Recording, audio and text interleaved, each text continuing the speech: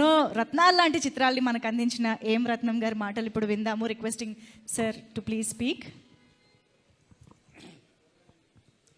పాత్రికేయులకు అందరికీ నమస్కారం. ఇంత 2-3 సార్లు కలిసినప్పుడు ఈ సినిమా కథ ఏంటి, ఈ సినిమా ఎందుకు లేట్ అయింది ఇలా అడిగేవాళ్ళు. ఇప్పుడు మేము మిమ్మల్ని అడగాలి, ఈ సినిమా మీరు చూశారు కదా, మీ ఒపీనియన్ ఏంటి, మీరు ఎలా ఎంజాయ్ చేశారు అంటే అందరు ఇక్కడికి రాగానే అందరూ కంగ్రాట్స్ చెప్పారు, అందరూ షేక్ హ్యాండ్ ఇచ్చారు. సో ముందు మీ రియాక్షనే ప్రజల రియాక్షన్ కూడా. ఈ సినిమా కాదు, ఇది ఒక చరిత్ర. రామాయణంలో రావణాసురుడు రాముడు. రావణాసురుడు శివభక్తుడు. అతను విష్ణు భక్తుల్ని ద్వేషిస్తాడు. తన శివభక్తుడు కాబట్టి శివుని బాగా పూజిస్తాడు. సో అలాగే ఇందులో ఔరంగజేబ్ అతని మతాన్ని, అతని అల్లాని అంత డివోషన్గా ఉంటాడు, టోపీలు కుట్టుకుంటాడు, ఏదో ఇదిగా ఉంటాడు. కానీ ప్రపంచం అంతా మేమవ్వాలి, ప్రపంచం అంతా మాది అవ్వాలని ఒక క్యారెక్టర్. అతని ఎదుర్కొనేదానికి ట్రావెల్ చేసే రివల్యూషన్ వీరుడి కథే ఈ వీరమ్మల్లు.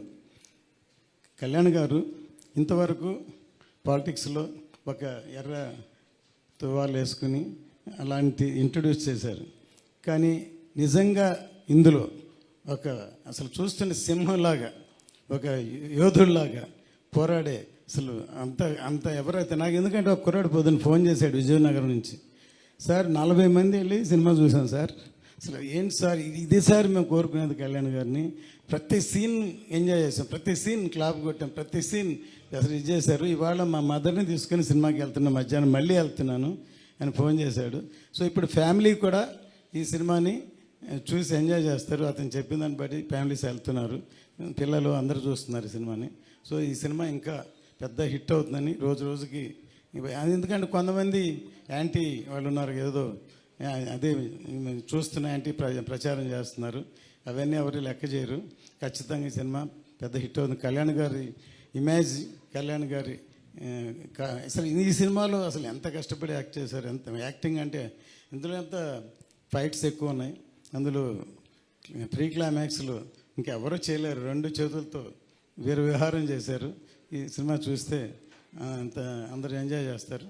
సో పాత్రికేయులందరికీ మీ అందరూ సపోర్ట్ కావాలి. ఇంకా దీన్ని బాగున్నదాన్ని ఇంకా ఎక్కడో తీసుకెళ్ళాలి. సో మీ అందరూ హెల్ప్ కావాలి.